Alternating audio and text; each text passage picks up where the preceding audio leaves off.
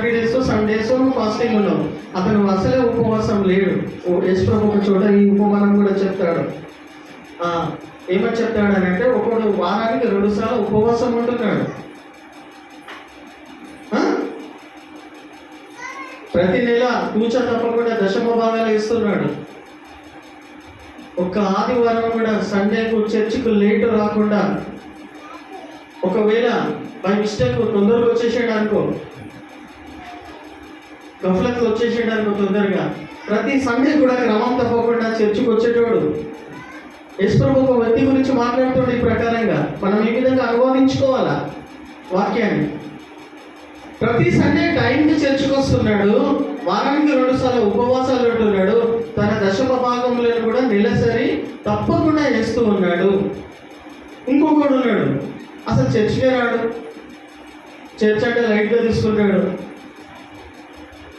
ఉపవాసాలే ఉన్నాడు. అసలు 10వ భాగం అంటే ఏంది, 10వ భాగం అంటే ఏంది, 10వ భాగం అంటే ఏంది అన్నట్టు ముఖం పెడతాడు. 10వ భాగం అంటే ఏంది అనేటోడు ఇంకొకడు ఉన్నాడంట. యేసు ప్రభు చెప్తున్నాడు, ఒకడేమో ఫాస్టింగ్ చేస్తాడు, 10వ భాగాలు ఇస్తాడు, చర్చికి ఖచ్చితంగా వస్తాడు. ఇంకొకడు అసలు ఏం తెలియదు. కానీ వాళ్ళిద్దరు దేవుని మందిరానికి వచ్చాడు. ఇద్దరు కూడా దేవుని మందిరానికి వచ్చి ఎట్లా ప్రార్థన చేస్తున్నారు తెలుసా? ఎట్లా ప్రార్థన చేస్తున్నాడంటే, ఒకడు ఏం చేస్తూ ఉన్నాడు అని అంటే 40 రోజులు ఫాస్టింగ్ ఉన్నాడు ఉదాహరణకి, అందులోనే మనం కలిపి చెప్తున్నాం. ఇంకొకడు అసలే చేయడు. వాళ్ళిద్దరు కూడా దేవుని మందిరానికి వచ్చి ఏ విధంగా ప్రార్థన చేస్తూ ఉన్నాడంటే, ప్రభువా నాకు అర్హత లేదు, యోగ్యత లేదు, ఘోరమైన పాపిని ప్రభువా, నన్ను కరుణించుము ప్రభువా, నేను దేనికి కూడా యోగ్యత అర్హత లేనటువంటి వాడిని ప్రభువా, నన్ను కరుణించు ప్రభువా అని ఆ ఉపవాసము ఉండనోడు ప్లస్ 10వ భాగంలో వేయనోడు ప్లస్ మందిరానికి రానివాడు ఆ విధంగా ప్రార్థన చేస్తూ ఉన్నాడు ప్రభు దగ్గరికి వచ్చి, ప్రభు మందిరానికి. ఇంకొకడు వచ్చి ఏమంటున్నాడు, ప్రభువా నేను తప్పకుండా నెలకు కానుక ఇస్తున్నాను, 2 రోజులు ఫాస్టింగ్ ఉంటున్నాను, క్రమం తప్పకుండా నీ మందిరానికి వస్తున్నాను ప్రభువా, నేను వీణ లాంటివని కాదు ప్రభువా, ఈ దరిద్రుని లాంటివని కాదు, నేను వానికి ఇష్టం వచ్చినప్పుడు ఇష్టమైన టైంకు మందిరానికి వస్తాడు, వాడిలాంటివని కాదు ప్రభువా, నేను మంచోని ప్రభువా అని ప్రభువుకి మొర పెట్టుకుంటున్నాడు.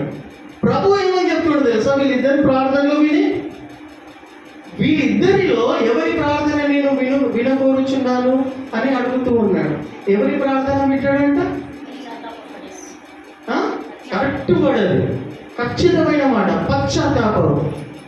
ప్రభువా నాకు అర్హత లేదు, నాకు యోగ్యత లేదు, నీ మందిరం వైపు చూడడానికి కూడా నాకు అర్హత లేదు ప్రభువా అంటాడు. ఒక చోట నీ మందిరంలో చూడడానికి కూడా నాకు యోగ్యత లేదు ప్రభువా అంటాడు. అంత పశ్చాత్తాపం కలిగినటువంటి వాడు, అట్లా పశ్చాత్తాపమైనటువంటి మనసు, విరిగిన నలిగిన హృదయమే నువ్వు ఉపవాసం ఉండకపో. వాడైతే 40 రోజులు ఉంటున్నాడు, కానీ స్పిరిట్ లేదు, ఈ ఆత్మ లేదు, ఈ గుణము లేదు. ప్రియమైన వాళ్ళ what God is expecting from you. దేవుడు నీ నుండి ఏం ఆశిస్తున్నాడనంటే, 40 రోజులు ఫాస్టింగ్ ఉండమని ఆయన ఎక్కడ ఎప్పుడు చెప్పలేదు. ఒక వచనం కూడా లేదు.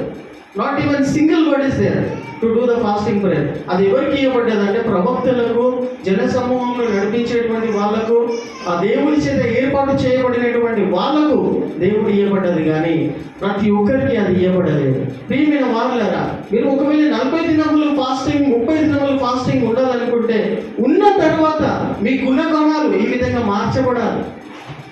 హల్లెలూయా. మీ గుణాలు, మీ లైఫ్ స్టైల్, మీ వే ఆఫ్ థింకింగ్, మాట్లాడే విధానము మార్చబడాలి. అప్పుడే మీ ఉపవాస ప్రార్థనలకు ప్రతిఫలం కలుగుతుంది. హల్లెలూయా.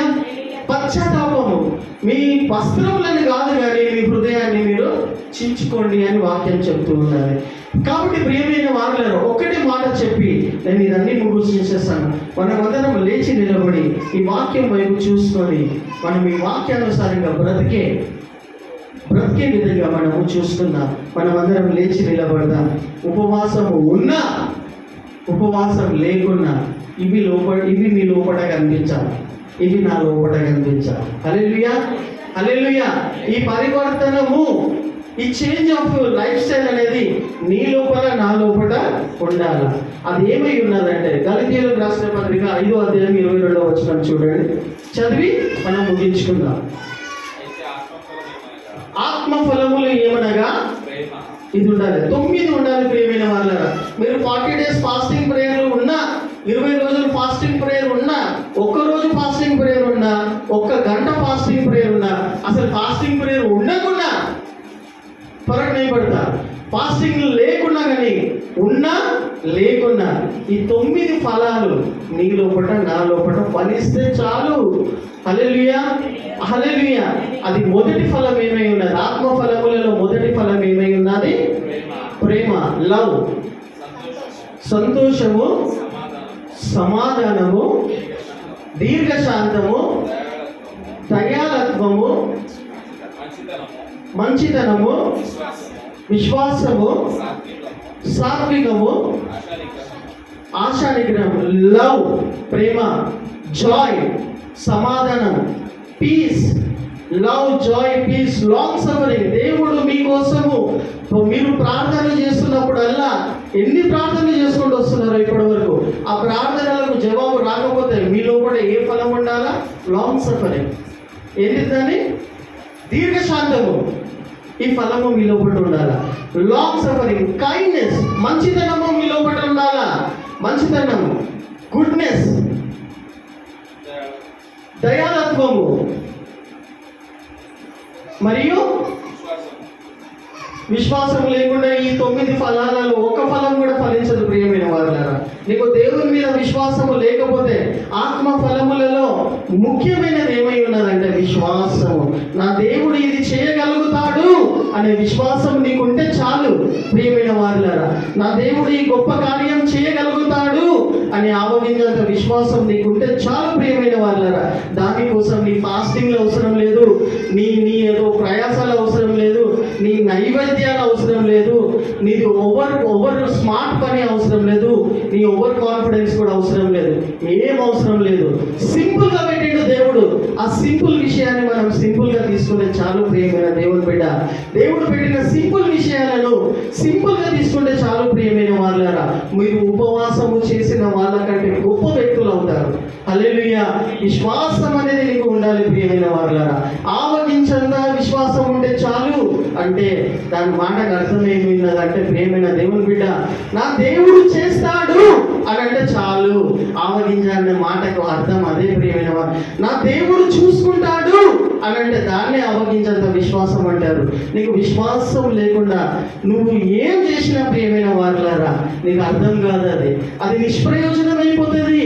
అది నువ్వు ఉపవాసం కావచ్చు, ఇంకేదో చేయొచ్చు, నిష్ప్రయోజనం అయిపోతుంది ప్రియమైన దేవుని బిడ్డ. విశ్వాసము మరియు చివరిది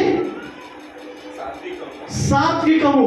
నువ్వు తగ్గించుకునే మనసు మనకు ఉండాలి ప్రియమైన వారులారా. నువ్వు 10 మందిని కొట్టే కెపాసిటీ నీకున్నా ఒక బక్కోడు వచ్చి నిన్ను కొడితే నువ్వు దెబ్బలు తినాలి ప్రియమైన వారులారా. నీకు 10 మంది పైల్వాన్లను కొట్టే బలం నీకు ఉన్నా కానీ కూడా ఒక బక్క వ్యక్తి, చిక్కిపోయిన వ్యక్తి వచ్చి నీకు చెంప దెబ్బ కొట్టినా నువ్వు పడాలి ప్రియమైన వాళ్ళ. దాన్ని సాత్వికము అనే మాటకు అర్థము.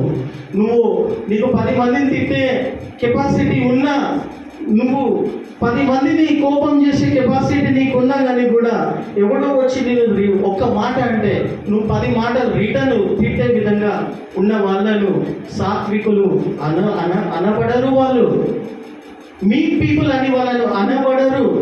జెంటిల్నెస్ అనేది వాళ్ళ లోపల లేదు అని అర్థం చేసుకో ప్రియమైన వాళ్ళరా. ఈ ఫలములు నీ లోపల ఫలించకుండా నువ్వు ఎంతో ఉపవాసం ఉన్నా ఈ ఫలములు ఫలించాలని దేవుడు నీ నుండి ఈ ఆత్మ యొక్క ఫలములు ఈ 9 ఫలములు నీ లోపట నా లోపట ఎప్పుడు ఫలించగలుగుతాయి అని అంటే సమయము సందర్భము నీ ముంగట ఎదురైనప్పుడు ఏ విధంగా నువ్వు రెస్పాండ్ అవుతున్నావు, ఆ పరిస్థితి నీ దగ్గర ఎదురైనప్పుడు ఏ విధంగా రెస్పాండ్ అవుతున్నావు, ప్రతిస్పందిస్తున్నావు, ఏ విధంగా నువ్వు ప్రవర్తించుకుంటున్నావు అనేదే ఆత్మలో ఫలములలో నువ్వు నేను ఫలించగలుగుతాం.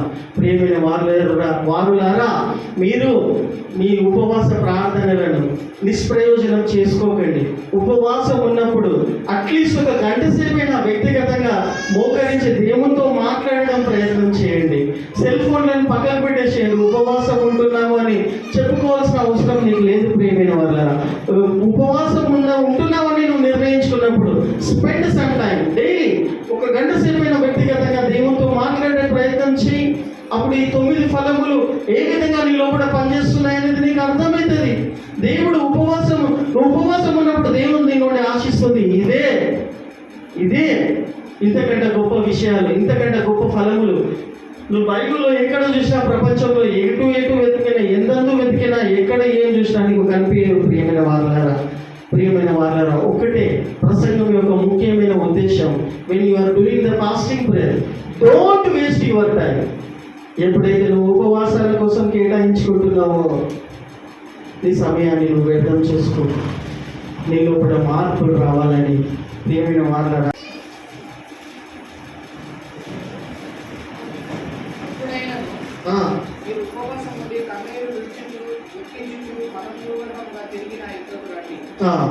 చూడండి, చూసారా? What is expecting from you? దేవుడు నీ నుండి ఏం ఆశిస్తున్నాడమ్మా? ఉపవాసం ఉన్నప్పుడు దేవుడు నీ నుండి ఏం ఆశిస్తున్నాడు? దినమంతా ఉపవాసం ఉంటున్నావు, 10 రోజులు 15 రోజులు మంచిదే, కానీ ఆ ఉపవాసం కేటాయించుకున్నప్పుడు దేవుడు నీ నుండి ఇది ఆశిస్తున్నాడు. హల్లెలూయా. చదవండి 2వ అధ్యాయం. ఇప్పుడైనను, ఈ రోజు నుండి అయినను, ఇప్పుడైనను, this is a present tense. Hallelujah. ఇప్పుడైనను అని ఉంది వాక్యము. ఇప్పుడైనను మీరు ఉపవాసం ఉండి కన్నీరు విడుచుచు దుఃఖించుచు మనస్ఫూర్తిగా, హల్లెలూయా, దేవుని దగ్గరికి వెళ్ళినప్పుడు మోకరించినప్పుడు నీ ప్రార్థన ఎప్పుడు కూడా దిల్సేనైనా సరే మనస్ఫూర్తిగా ఉండాలి. మనస్ఫూర్తిగా నువ్వు మోకరించినావు, నీ మనసు ఎక్కడికి వెళ్ళిపోయిందంటే మోకరించకుండా ఉండడం మేలు. నీకు మనస్ఫూర్తిగా మనోపూర్వకంగా తిరిగి నా యుద్ధకు రండి. God is calling you. Hallelujah. Jesus calls ministry వాళ్ళు ఇదే పేరు పెట్టుకున్నారు, జీసస్ కాల్స్ అని. ఏమని పిలుస్తూ ఉన్నాడు దేవుడు? నా యుద్ధకు రండి. ఇది యెహోవా వాక్కు. అన్ని తరములకు నా యుద్ధకు రండి బిడ్డ. హల్లెలూయా. నా యుద్ధకు రండి. చూడండి, నీ దేవుడైన యెహోవా కరుణ వాత్సల్యములు గలవాడును. ఎందుకు?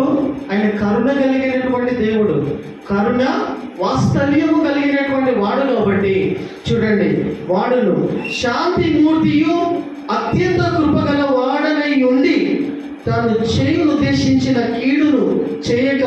హల్లెలూయా. హల్లెలూయా. ఎంత గొప్ప మాట ఇది!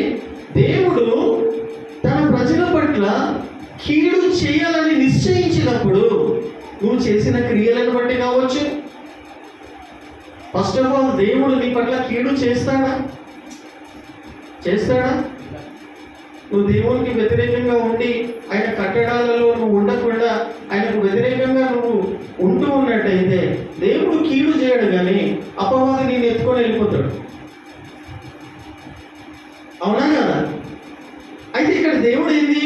దేవుడు ఒక వ్యక్తి పట్ల, ఒక ప్రదేశము పట్ల, ఒక లొకేషన్ పట్ల, కొంత ప్రజల పట్ల కీడు చేయాలని ఉద్దేశిస్తే గిట్ట ఆయన ఎవరు ఆపలేరు. ఆయనే ఆ యొక్క ఏరియాను, ఆ యొక్క గుంపును, ఆ యొక్క ప్రజలను డిస్ట్రాయ్ చేయాలని నిశ్చయించడానికో, దేవుడు నిర్ణయించుకోవడానికో నోబడీ విల్ స్టాప్ హిమ్. ఎవరైనా ఆపుతారా? ఎవరు ఆపలేరు. ఆపలేరు ఆయన ఉద్దేశించిన ఎడల. కానీ కొన్నిసార్లు మనుషులు చేసినటువంటి అవిధేయతను బట్టి, అవిశ్వాసంను బట్టి, లేకపోతే ఇంకేవో కారణాలు కావచ్చు, దేవుడు ఇటువంటి నిర్ణయాలు తీసుకోవాల్సి వస్తుంది. అవునా? కాబట్టి ఏం చెప్పాలని చూస్తున్నా చూడండి, శాంతిమూర్తియు అత్యంత కృపగల వాడై ఉండి తాను చేయను ఉద్దేశించిన కీడును చేయక. ఎప్పుడు? హల్లెలూయా. హల్లెలూయా. కీడు చేయాలనుకున్నా కానీ కూడా ఎవరు ఆయన ఆపుతారంట తెలుసా? నా మీద కీడు రాకుండా, నా మీద ఏమంటారు, ఆ కీడు రాకుండా ప్రభువా, ఆ నష్టము రాకుండా ప్రభువా అని ఎవరు ఆపుతారంట తెలుసా? ఆయన ఒకసారి ఉద్దేశించాడు టు డిస్ట్రాయ్ యూ. కీడు చేయాలని ఉద్దేశించినప్పుడు ఎవరు ఆయన ఆపుతారనంటే నీ కన్నీళ్ళే ఆపుతాయి. హల్లెలూయా. ఆయన ఆలోచనలను మార్చేసాయి.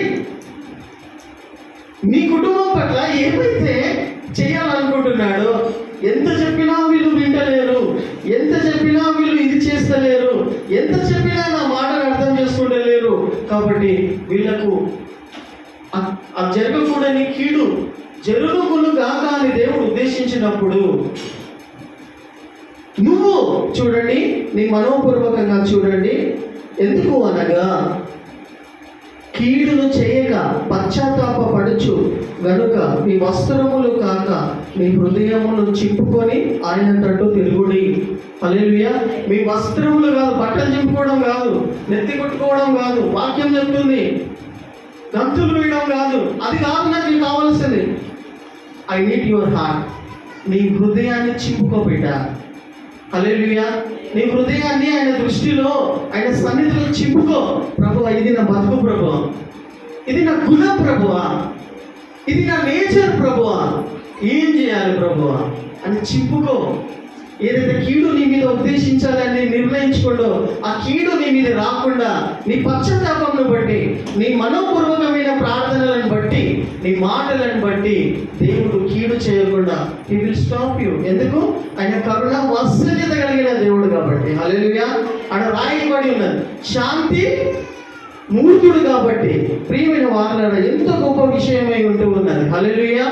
ఎంత గొప్ప విషయమై ఉంటూ ఉన్నది. అంతేకాకుండా ఒకవేళ 14వ వచనం, యాబేలు 2వ అధ్యాయము 14వ వచనం చదవండి. ఒకవేళ మార్చుకుంటే మార్చుకుంటాడు, లేకపోతే మార్చుకోడు. ఒకవేళ ఏదో కరుణిస్తాడు. ఒకవేళ ఆయన మనసు మార్చుకుంటే, చూడండి, పశ్చాత్తాపపడి నీ దేవుడైన యెహోవాకు నైవేద్యములను ప్రాణార్పములను నీకు దీవెనలుగా అనుగ్రహించును.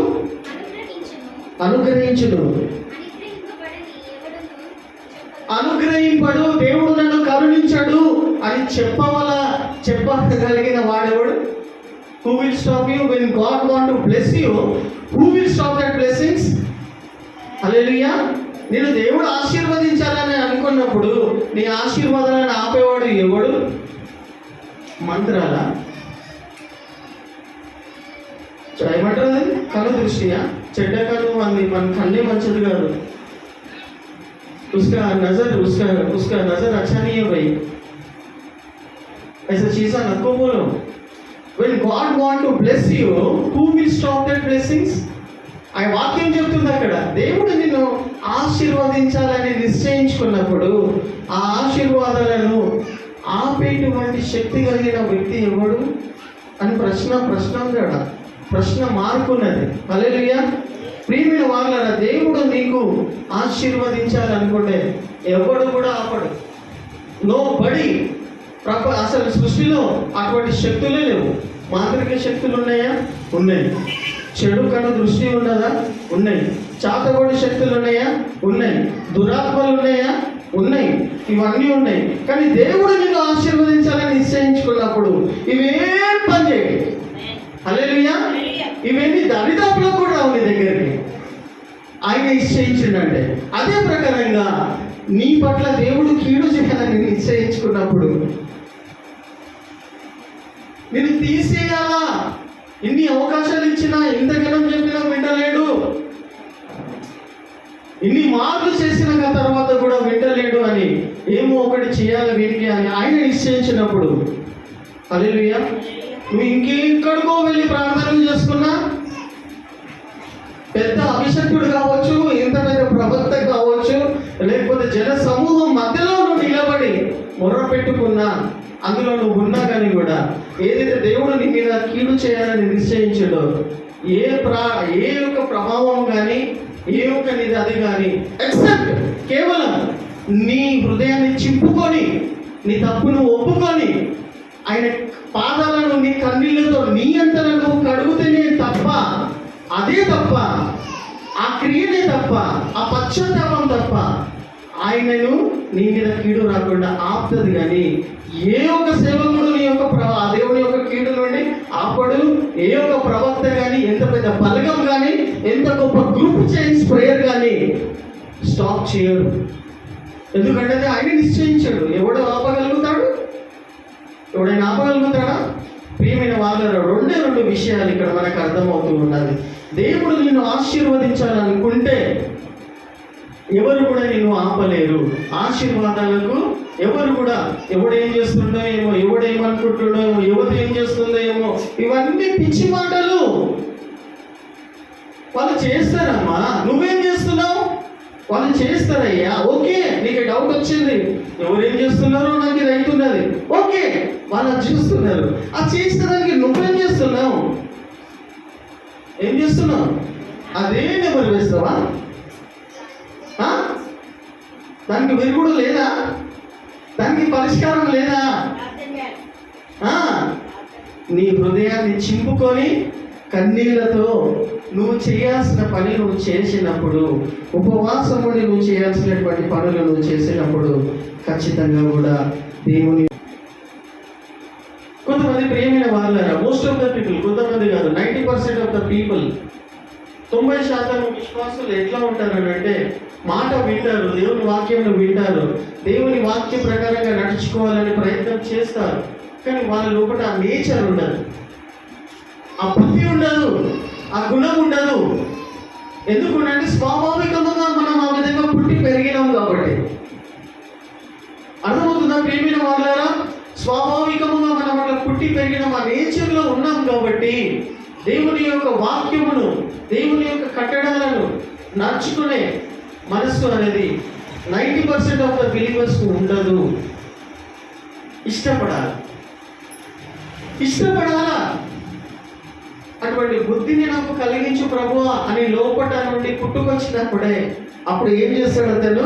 ఈ కీర్తనకారుడు చెప్తున్నట్టుగా, నీ ధర్మశాస్త్రమును అనుసరిస్తావు, నాకు బుద్ధి దయచేయము, అప్పుడు నా పూర్ణ హృదయముతో నేను దాని ప్రకారము నడుచుకుందును. నీ ఆజ్ఞ జాడను చూచి నేను ఆనందించుచున్నాను, దాని యందు నన్ను నడువ చేయు. హల్లెలూయా. ఈ స్పిరిట్ ఉండాలి, ఈ గుణం ఉండాలి ప్రేమి మన వాళ్ళగా. ఎప్పుడు ఇంకా చాలా వాక్యాలు ఉన్నాయి మనకు అనుకూలంగా అర్థమయ్యే విషయాన్ని నేను మీకు ఏం తెలియజేస్తున్నాను వాక్యానుసారంగానంటే, మీరు ఫాస్టింగ్ ఉంటున్నప్పుడల్లా డోంట్ వేస్ట్ యువర్ టైం. మీ యొక్క సమయాన్ని, ఉపవాసము కేటాయించుకున్నటువంటి దినాలలో, సమయాలలో మీ యొక్క సమయాన్ని వ్యర్థం చేసుకోకండి. When you are doing the fasting, ఉపవాసం ఉంటూ ఉన్నప్పుడు. ఎందుకోసం ఉపవాసం ఉంటూ ఉన్నదని తెలిసి ఉన్నప్పుడు దేవుని యొక్క ఆజ్ఞలను, దేవుని యొక్క కట్టడాలను, దేవుడు పెట్టిన విధి విధానాలను నేర్పించు ప్రభువా అని అడుగుతూ అటువంటి స్పిరిట్తో అడుగుతూ ఉన్నప్పుడు God will definitely lead you. Hallelujah. దేవుడు తప్పకుండా నీళ్ళు నన్ను నడిపిస్తాడు. హల్లెలూయా. ఒకసారి 32 కీర్తనలు 32 వచనం చదువుదామా? సాంగ్స్ 38. అంతేకాకుండా 119 వచనం కూడా త్వరగా చదువుకుందాం. కీర్తనలు 119 వచనం కూడా చదువుకున్నాను. లోపము తట్టు కాక నీ శాసనముల తట్టు నా హృదయమును త్రిప్పుము, వ్యర్థమైన వాటిని చూడకుండా.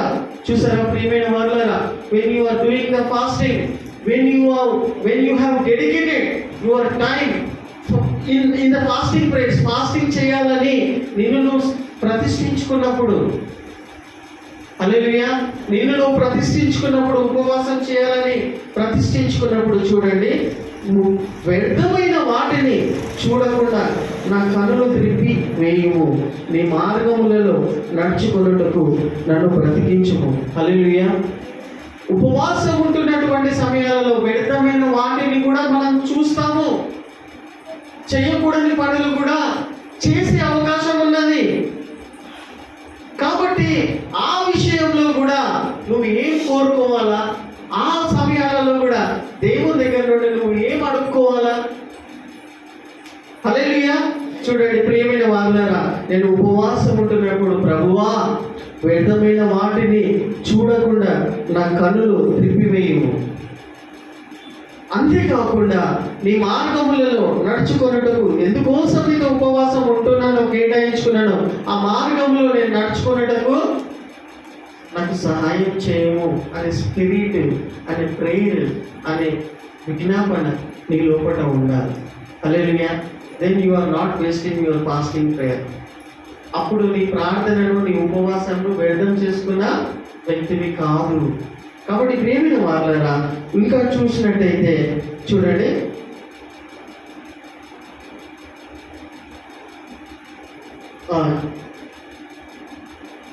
జోయల్ చూసాం 50:2-12 ఉపవాసం when you are doing the fasting prayers. నేను 10 నిమిషాలలో ముగించేస్తున్నాను. దీని తర్వాత ఉపవాసం ఉంటున్నప్పుడు 2వ అధ్యాయము, దేవుడు నీ నుండి నువ్వు ఎప్పుడైతే ఉపవాసానికి నీ జీవితం కాదు ఆ దినాన్ని కేటాయించుకుంటావో దేవుడు నీ నుండి ఇది ఆశిస్తున్నాడు.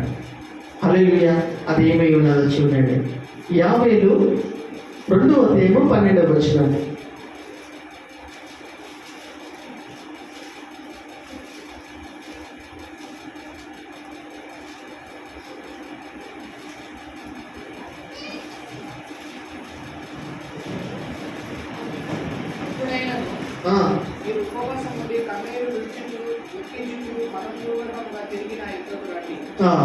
చూడండి, చూసారా?